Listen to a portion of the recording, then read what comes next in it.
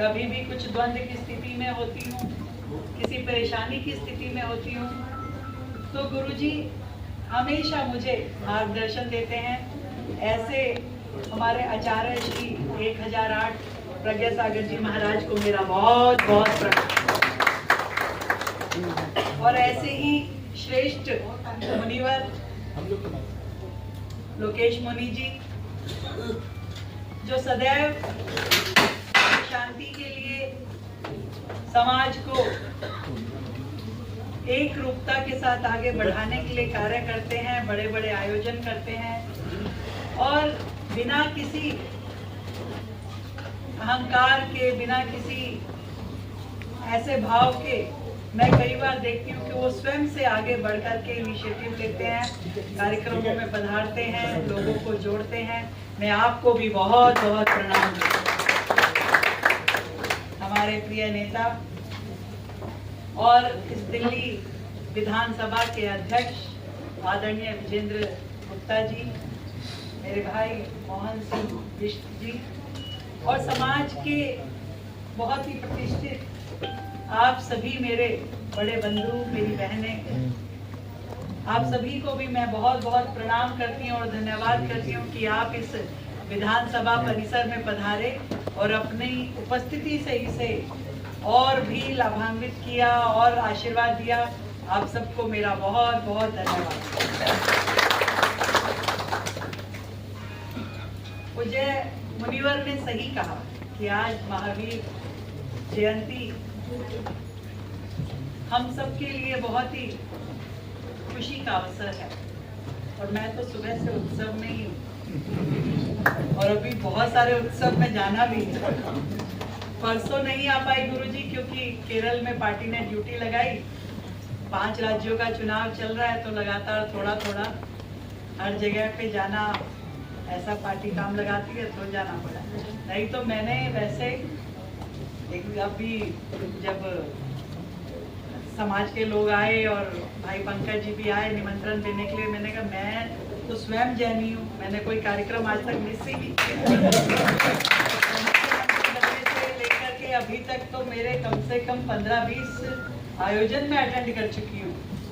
तो ये सब प्यार है, दुलार है आप लोगों का, जो आपके आशीर्वाद से मैं आज इस दायित्व तक पहुंची हूँ और समाज ने हमेशा मुझे बहुत ही प्रोत्साहन दिया। मैं पीतमपुरा और शालीमार बाग में जितने हमारे जैन समाज के परिवार रहते हैं, उन्होंने भी हमेशा मेरा मनोबल बढ़ाया, मुझे बहुत सपोर्ट किया। गुरुजी आज आपके सानिध्य में हम धन्य हो गए, विशेष रूप से मैं, क्योंकि आप जहाँ बैठे हैं इसके बिल्कुल साथ में ही मेरा कक्ष है। तो मैंने ये सोचा कि कार्यक्रम खत्म होते ही आपके चरण एक बार वहाँ भी पड़े तो हमें भी सद्बुद्धि आएगी, हम और बेहतर निर्णय ले पाएंगे दिल्ली के लिए, समाज के लिए और दिल्ली की 1 करोड़ जनता के, 3 करोड़ जनता के लिए। क्योंकि ये वो दायित्व है जिसके लिए लगातार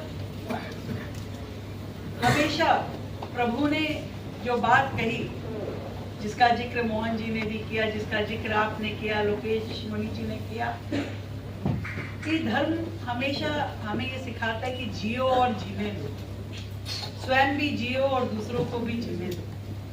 पर आज विपरीत परिस्थितियों में विश्व चल रहा है और उसका असर कोई 1 देश 2 देशों पे नहीं है, उसका असर मानव मात्र पे पड़ता है, हर एक देश पे पड़ रहा है, हम सभी पे भी दूर बैठे भी उसका असर पड़ता है।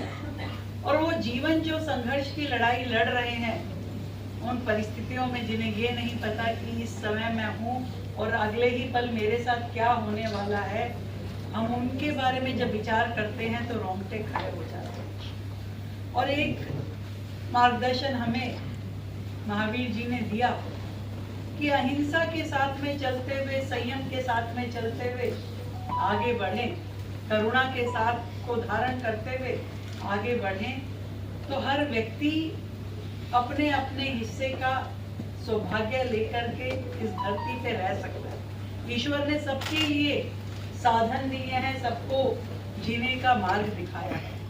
पर हम लोग अपनी आपाधापी में कहीं इतने लिप्त हो जाते हैं और हमारा अपनी इंद्रियों पे बिल्कुल संयम खत्म हो जाता है।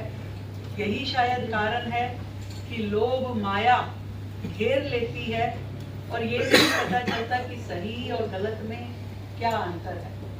गुरु जी, आज का ये दिन हम सबके लिए शायद वही सीख लेने का दिन है। और मैं तो आप जैसे पूज्य मुनिवर को देखती हूँ तो ये कहती हूँ कि हम तो एक तिनका मात्र भी नहीं है। आपने कहा अभी आप कितने दिनों तक तप करते हैं, तपस्या में रहते हैं, बिना अन्न जल के रह लेते हैं। और हमारी स्थिति ऐसी होती है, जब भोजन का समय आता है तो सब गुस्सा खत्म हो जाता है, सोचते हैं भोजन से किस बात की लड़ाई तो उस समय ठीक हो जाता है, फिर चाहे दोबारा आ जाए गुस्सा। तो ये आपके जीवन से सीखने के लिए है, हम सबके लिए है कि अपने जीवन में हम इस संयम को धारण करें और धारण करते हुए एक दूसरे का साथ लेते हुए समाज को आगे बढ़ाएं, देश को आगे बढ़ाएं और अपना सहयोग करें। आपके आशीर्वाद के लिए सदैव ऋणी रहूंगी। बोलो महावीर स्वामी। ये आपका पुण्य प्रताप है। मैं अभी विजेंद्र जी को यही कह रही थी कि भी आज ये देखकर मुझे लग रहा है ये हॉल बहुत छोटा है विजेंद्र जी, इसको बड़ा करने की कोशिश करेंगे। अगली बार जब आप आओ उससे पहले ये बड़ा हो।